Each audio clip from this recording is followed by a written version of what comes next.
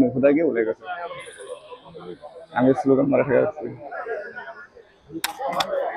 অসম চৰকাৰ কাৰণে এইটো দুৰ্ভাগ্যজনক বিষয় তিৱা ৰাইজৰ কাৰণে যে আজি আমি ৩৫টা বছৰে এই মূল দাবীটো হৈছে তিৱা চাইডৰ ভাৰতীয় সংবিধান ৬ষ্ঠ অনুসূচীত অন্তৰ্ভুক্ত কৰিব লাগে কিন্তু কোনোখন চৰকাৰে কিন্তু আজিলৈকে সেই দাবী কিন্তু মৰ্যাদা প্ৰদান কৰা নাই শেহতীয়াকৈ অসম চৰকাৰে কেবিনেট সিদ্ধান্ত লৈছে বুলি কৈছে সাংবিধানিক মৰ্যাদা প্ৰদান কৰিব কিন্তু কি সাংবিধানিক মৰ্যাদা প্ৰদান কৰিব কেনেদৰে সাংবিধানিক মৰ্যাদা প্ৰদান কৰিব কিন্তু আজিলৈকে কিন্তু কোনো স্পষ্ট নহয় গতিকে আমাৰ মূল দাবীটোৱে হৈছে মূল কথাটোৱে হৈছে তিৱা সাহিত্য পৰিষদৰ ভাৰতীয় সংবিধানৰ অতি সূক্ষ্ম ৬ষ্ঠ অনুসূচীত অন্তৰ্ভুক্ত কৰিব লাগে আৰু অসম চৰকাৰ কেন্দ্ৰীয় চৰকাৰ আৰু জাতীয় সংগঠন অতি সোনকালে ত্ৰিভাষিক বৈঠক অনুষ্ঠিত কৰিবৰ কাৰণে আমি দাবী জনাইছো দ্বিতীয় কথাটো হৈছে কি অসমৰ কাৰ্বি আংলং জিলাতো তিৱা বসবাস কৰি আছে গতিকে তিৱা যিসকল লোক বসবাস কৰি আছে সেইসকলক এখন আঞ্চলিক তিৱা সাহিত্য পৰিষদ গঠন কৰিবৰ কাৰণে আমি দাবী জনাইছো তৃতীয় কথাটো হৈছে যে ভাৰতীয় সংবিধানৰ যিখন জনজাতি ট্ৰাইবেল লিষ্ট ট্ৰাইবেল লিষ্ট জনজাতি লিষ্টত তিৱাটো লালুং হৈ আছে আমি দাবী জনাইছো যে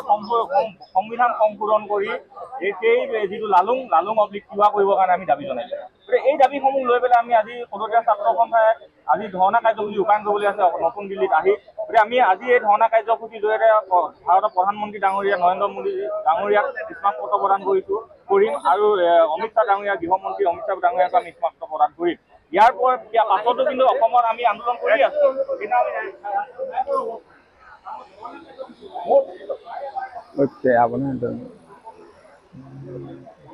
Nibin foto apa video semua? Nibin. Warna saya suruh marah mas. Yang ini kan tangga waro. Sarlan. Naur berkenal ringan ada di kamu. Ago. Serius bro.